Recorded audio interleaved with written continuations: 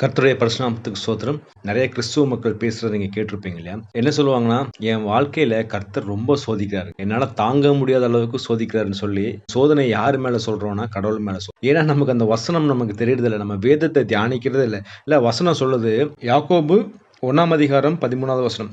சோதிக்கப்படுகிற எவனும் நான் தேவனால் சோதிக்கப்படுகிறேன் என்று சொல்லாதிருப்பானாக.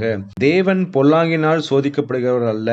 ஒருவனையும் அவர் சோதிக்கிறவரும் அல்ல. அதனால ஃபர்ஸ்ட்டு வந்து நம்ம ஏதாவது வாய் தவறி கடவுள் என்ன சோதிச்சுட்டாரு, கர்த்தர் என்ன ரொம்ப அதிகமா சோதிச்சுட்டாருன்னு நீங்க சொன்னீங்கன்னா, நம்ம முதல்ல மன்னிப்பு கேட்போம். ஏன்னா வசனம் சொல்லுது கர்த்தர் வந்து பொல்லாங்க குறித்து சோதிக்கிறதே இல்லையாம். அவர நம்ம டெம்ப்ட் பண்றதே இல்ல. இப்ப ஏன் சோதனை வருதுன்னா 2 இருக்கு.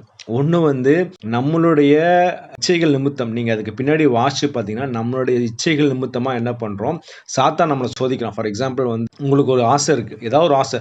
ரொம்ப நாளா பார்த்தீங்கன்னா, உங்களுக்கு ஒரு ஐஃபோன் வாங்கணும்னு ஆசை இருக்குன்னு வச்சுக்கங்களேன். அவர் என்ன பண்ணுவான், இந்த பையனுக்கு ஐஃபோன் ஆசையா இருக்கு. இல்லன்னா இந்த பையனுக்கு ஒரு பைக் வாங்கணும்னு ஆசையா இருக்குன்னு சொல்லி அவன் என்ன பண்ணுவான்னா, அந்த இச்சைக்குள்ள நடத்திட்டே இருப்பான். உங்களுக்கு வந்து ஐஃபோன் வச்சிருக்கிறவங்களா காமிப்பான்.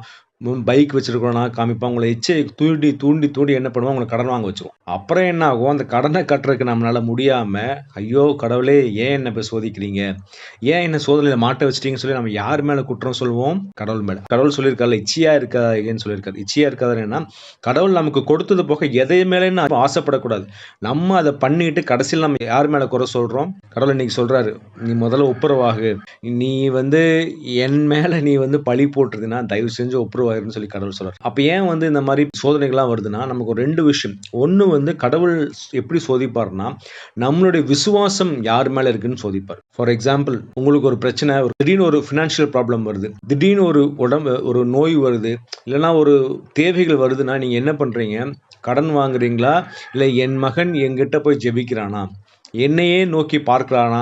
இல்ல அத விட்டுட்டு உலக பிரகாரமா போயி, உலகத்துல என்ன பண்ணுவாங்க? கிரெடிட் கார்ட்ல வந்து யூஸ் பண்ணுவாங்க. இல்லன்னா வட்டிக்கு வாங்குவாங்க. இல்லன்னா வந்து ஃப்ரெண்ட்ஸ் கிட்ட கடன் வாங்குவாங்க. இந்த மாரி உலகத்தின் மக்கள் மாரி இருக்கிறானா? இல்ல என்கிட்ட ஃபர்ஸ்ட்டு வரானா? இந்த கடவுள் உங்களுக்காக ஆயத்தம் பண்ணி வச்சிருப்பாரு.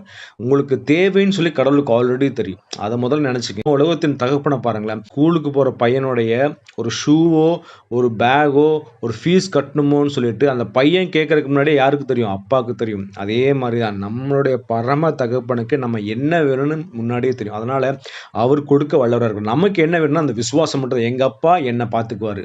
என் தேவைகள சந்திப்பார். அந்த ஒரு விசுவாசத்துக்காக தான் தேவன் என்ன பண்றாரு? அந்த சோதனைய வந்து அலோவ் பண்றாரு. 2வது வந்து பார்த்தீங்கன்னா, நம்மளுடைய கெட்ட கேரக்டர்ஸ்ன்னு சொல்லலாம். இல்லையா? அந்த கேரக்டர்ஸ வந்து கடவுள் நம்மட்டருந்து வெளிய எடுக்கணும்னா, நம்மள என்ன பண்றாரு? இந்த சோதனையின் பாதையில் நடத்துறார். எக்ஸாக்ட்டா எக்ஸாம்பிள் பார்த்தீங்கன்னா, நமக்கு வந்து மோசே தான்.